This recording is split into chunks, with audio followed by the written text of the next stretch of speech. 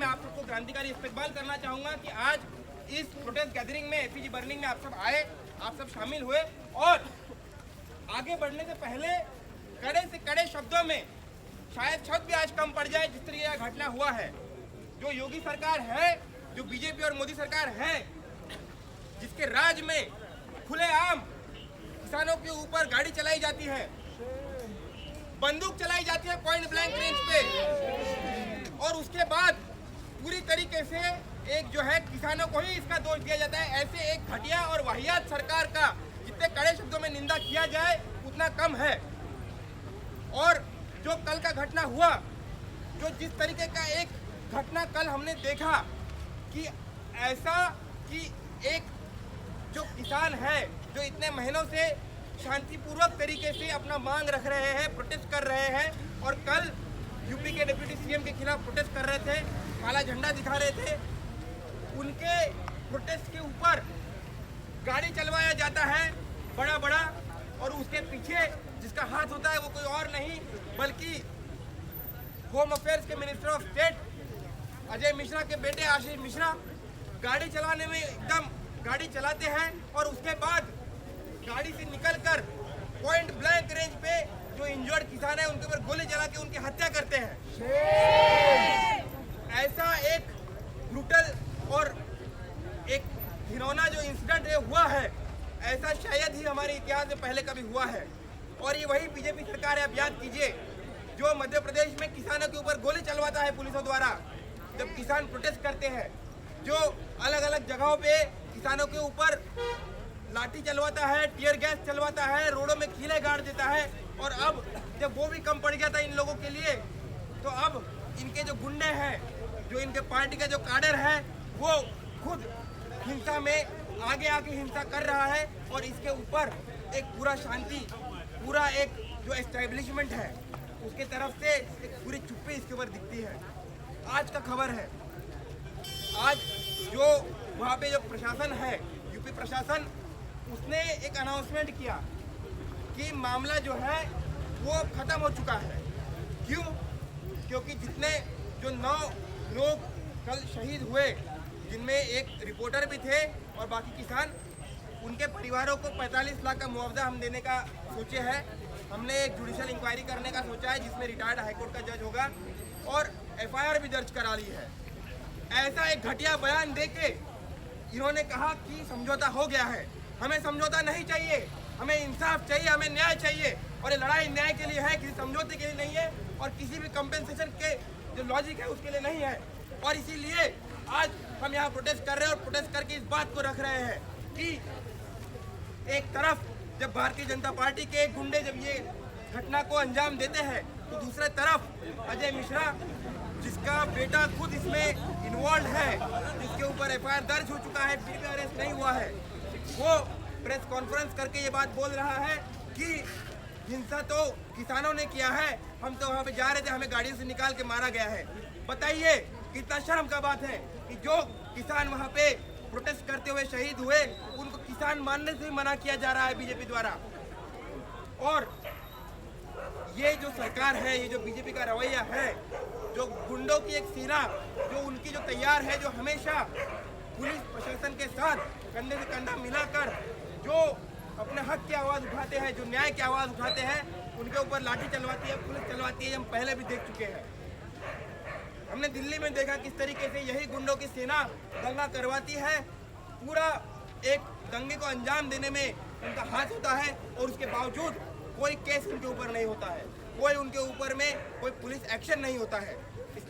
इसके अलावा जो लोग प्रोटेस्ट करते हैं उनके ऊपर पुलिस कार्रवाई करती है। तो ये जो एक सरकार है, जो आरएसएस का जो तंत्र है, जो एक तरफ अपने पुलिस प्रशासन द्वारा किसानों के ऊपर बार बार अत्याचार कर रहा है, जो भी प्रोटेस्ट कर रहा है, चाहे वो दलित है, चाहे मुस्लिम है, चाहे महिला है, चाहे आज जो भी इस देश में अपने हक की आवाज़ उठाता है, इस देश में हिंदुत्व के खिलाफ, हिंदू राष्ट्र और कॉरपोरेट लूट के खिलाफ अपनी आवाज़ उठाता है, उनके ऊपर हिंसा करने में पूरे तरीके से उनका हाथ होता है। और यही बात अभी भी हमें देखने को मिली। और जब हम हिंसा की बात कर रहे हैं तो ये हिंसा के अलावा जब से किसान अपने आंदोलन में लगे हुए हैं, तो पिछले साल से अलग अलग तरीके से उनको हिंसा का सामना करना पड़ रहा है। अभी का एक डेटा है कि मई में जो किसान है जो प्रोटेस्ट में बैठे हुए पिछले साल से 500 से ज़्यादा किसानों की मौत जो है वहाँ पे प्रोटेस्ट के दौरान हुई है। इस हिंसा के बारे में भी पूरा जो पुलिस प्रशासन है, पूरा भाजपा सरकार है, वो एक पूरी तरीके से अपना जो इग्नोरेंस अपना दिखाकर, अपना एक ब्लाइंड आई उसको दिखाकर ये बताने की कोशिश कर रही है कि आज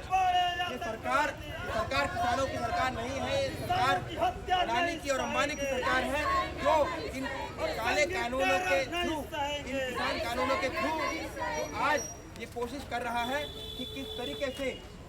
जो इस देश में कृषि का एक मॉडल है, जो देश में किसानों का अधिकार है, उसको बेचा जाए, कॉर्पोरेट इंटरेस्ट के लिए बेचा जाए। तो आज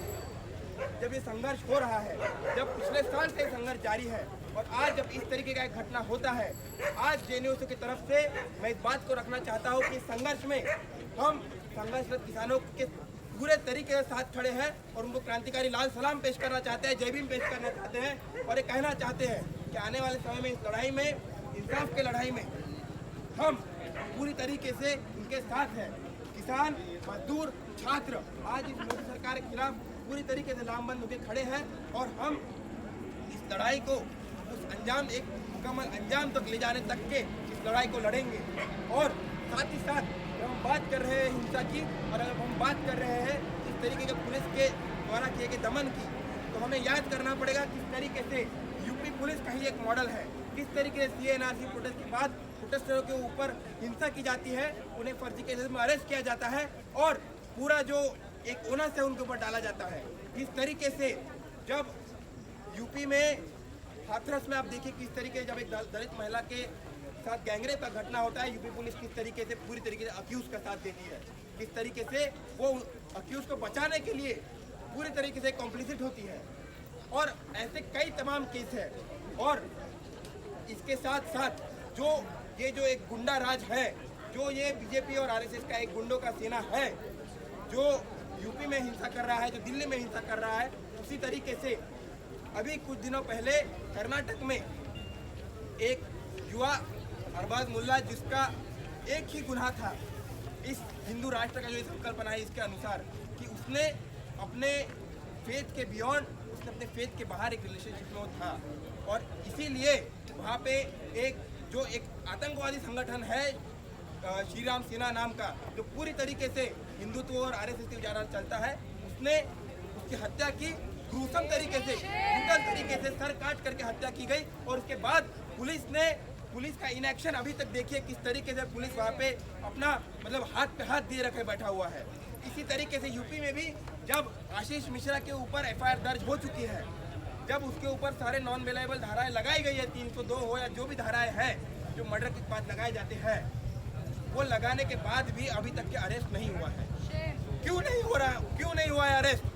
इसीलिए क्योंकि अजय मिश्रा जो है वो मिनिस्टर ऑफ स्टेट है। इसलिए कि RSS के लोगों को पूरी तरीके से इम्यूनिटी ग्रांट की गई है, एक अभय ग्रांट किया गया है कि आप चाहे जो कर लीजिए, जिसको मार दिए, जो आप गुनाह करना है कीजिए, हम आपको पूरा संरक्षण देंगे। किस तरीके का कानून का ये एक संरचना जो है जो RSS और बीजेपी बनाना चाह रहा है। और इसीलिए इस संघर्ष को जो कल की घटना लखीमपुर में जो घटना है उसके खिलाफ, उसके इंसाफ के लिए जो संघर्ष है, जो अरबाज मुल्ला के इंसाफ के लिए संघर्ष है, जो संघर्ष इन किसान कानूनों के खिलाफ का संघर्ष है, उस संघर्ष में हम लोगों को एकजुट तरीके से इसे आगे ले जाना है। और जेएनयू की तरफ से जो भी आगे इसमें कॉल लिए जाएंगे, इसमें हम लोग भी शामिल होंगे और आपसे भी रहेंगे, आप भी रहिए। यही कहते अपना बात खत्म करूँगा और अब हम एफिजी को बंद करेंगे और बाकी स्पीकर अपना बात रखेंगे। ये कहते अपना बात खत्म करूँगा। शुक्रिया, जय भीम, इंकलाब जिंदाबाद। जेएनयू के लाल आग में मोदी सरकार